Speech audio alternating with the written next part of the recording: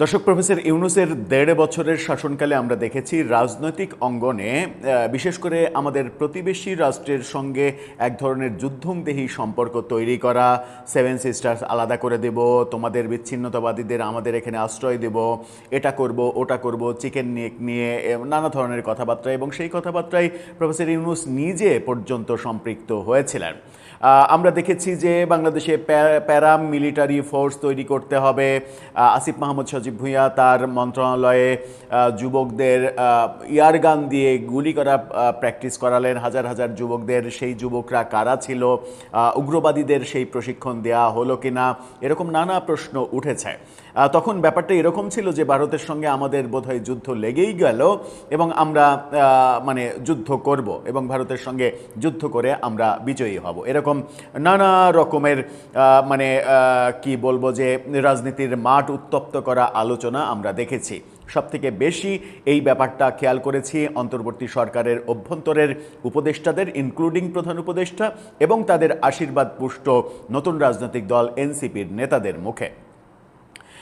সেই আলোচনা শুনতে শুনতে আমরা কেন যেন এক ধরনের অভ্যস্ত হয়ে পড়েছিলাম যে এই বোধহয় ভারতের সঙ্গে যুদ্ধ লেগে গেল, আমরা যুদ্ধে ঝাঁপিয়ে পড়লাম। এবং জামাতের এক নেতা তো বলেই দিলেন যে ভারত যদি যুদ্ধ করতে আসে আমাদের সঙ্গে তাহলে ৫০ লাখ লোক ঝাঁপিয়ে পড়বে তাদের সঙ্গে যুদ্ধে, যেন ৫০ লাখ লোক ঝাঁপিয়ে পড়লেই আমরা তাদের সঙ্গে যুদ্ধে জিতে যাব। জেতা হারা পরের কথা, কিন্তু আমরা কেন যুদ্ধে লিপ্ত হব সেটা তো একটা বড় প্রশ্ন। ১৯৭১ সালে আমরা যুদ্ধ করেছিলাম মুক্তির যুদ্ধ, স্বাধীনতার যুদ্ধ, নতুন পতাকার যুদ্ধ। এখন আমার যুদ্ধের প্রয়োজন কি?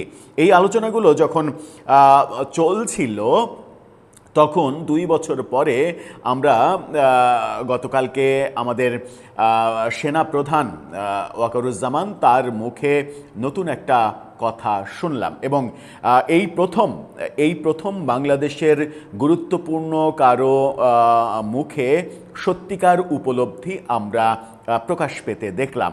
হয়তো প্রাসঙ্গিকতা আসেনি, তাই এর আগে সেনাপ্রধানকেও আমরা এরকম কথা বলতে শুনিনি।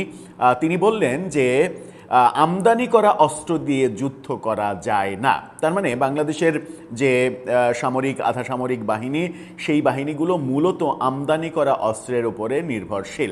আমদানি করা অস্ত্র দিয়ে সমৃদ্ধ আমাদের যে বাহিনীগুলো, সেই বাহিনী অন্য কারো সঙ্গে যদি যুদ্ধে লিপ্ত হয় তাহলে যুদ্ধটা করবে কিভাবে? আমদানি করা মাল তো খুব সহজেই ফুরিয়ে যাবে, স্টক যদি সীমিত হয় তাহলে ফুরিয়ে যাবে এবং ফুরিয়ে গেলে যুদ্ধে সেখানেই কুপকাত।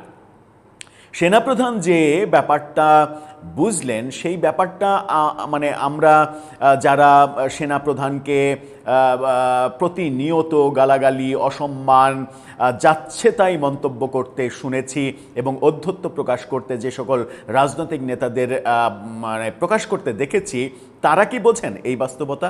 চলুন একটু আলোচনা করে বোঝার চেষ্টা করি যে সেনাপ্রধান কোন প্রেক্ষাপটে এই উপলব্ধির কথা বললেন। এই উপলব্ধিটা তার যখন হচ্ছে সেটা একটা অসাধারণ ব্যাপার। সেই অসাধারণ ব্যাপারটা তথাকথিত ওই রাজনৈতিক নতুন বন্দোবস্ত দেয়া নেতারা বোঝেন কিনা। থাকবেন পলিটিক্স টিভির নিয়মিত আয়োজনে।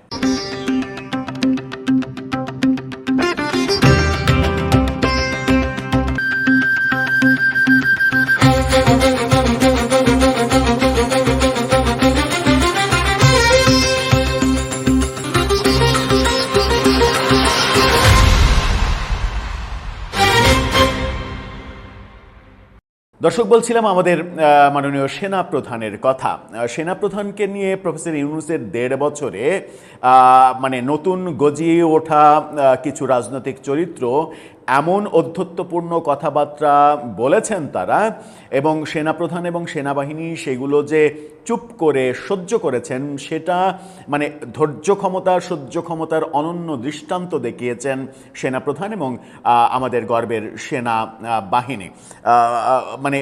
অন্য যে কারো ক্ষেত্রে আমার মনে হয় যে ওয়াকারুজ্জামানের মতো ঠান্ডা মাথার মানুষ না হলে অন্য যে কারো যে কোনো স্বাভাবিক মানুষেরই যে সকল সকল কথাবার্তা বলা হয়েছে তাদেরকে নিয়ে, সেই কথাবার্তাই অনেক বেশি ক্ষেপে যাওয়ার কথা ছিল, কিন্তু অনেক বেশি মানে এর প্রতিক্রিয়া দেখানোর কথা ছিল, কিন্তু কোনোটাই আমরা করতে দেখিনি। সেটা একটা দারুণ একটা ব্যাপার ছিল।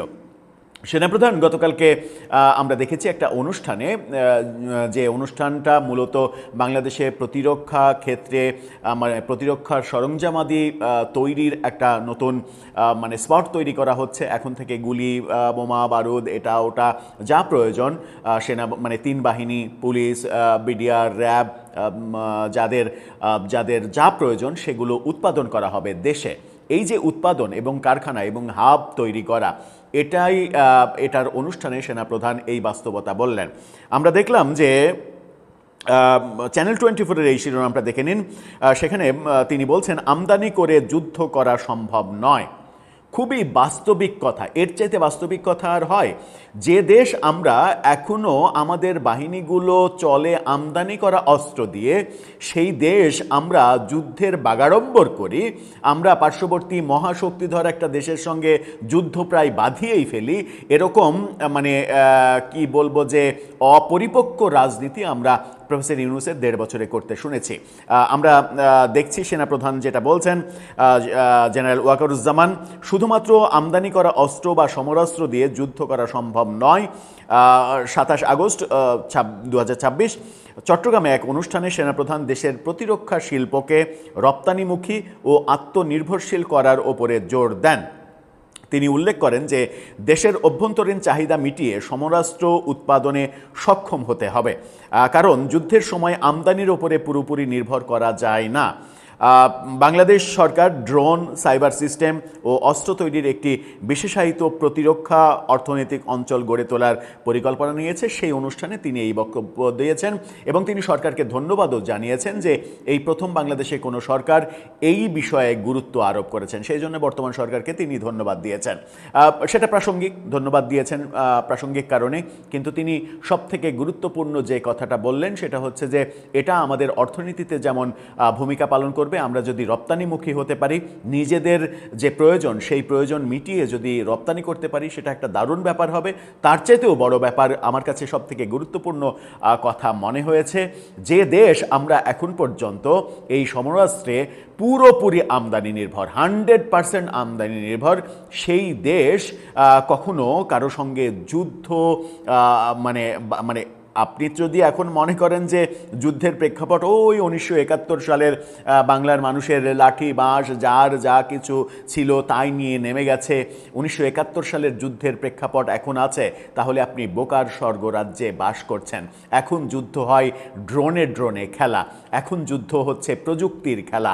সেই জায়গায় আধুনিক এই বিশ্বে এসে আমি তো 1971 সালে বাংলার দামাল ছেলেরা লাঠি সোটা যা যেভাবে পেয়েছে, যে জীবনে বন্দুক চালায়নি সে ট্রেনিং সেন্টারে গিয়ে বন্দুক চালানো শিখেছে, ওই রাইফেল মানে 303 রাইফেল দিয়ে বন্দুক চালানো যুদ্ধ 1971 সালের পর 55 বছর পরের পৃথিবী যে পাল্টে গেছে, সেই ধারণা যদি আমাদের রাজনৈতিক নেতাদের না থাকে, তাহলে এর চাইতে দুঃখজনক ব্যাপার আর হতে পারে না।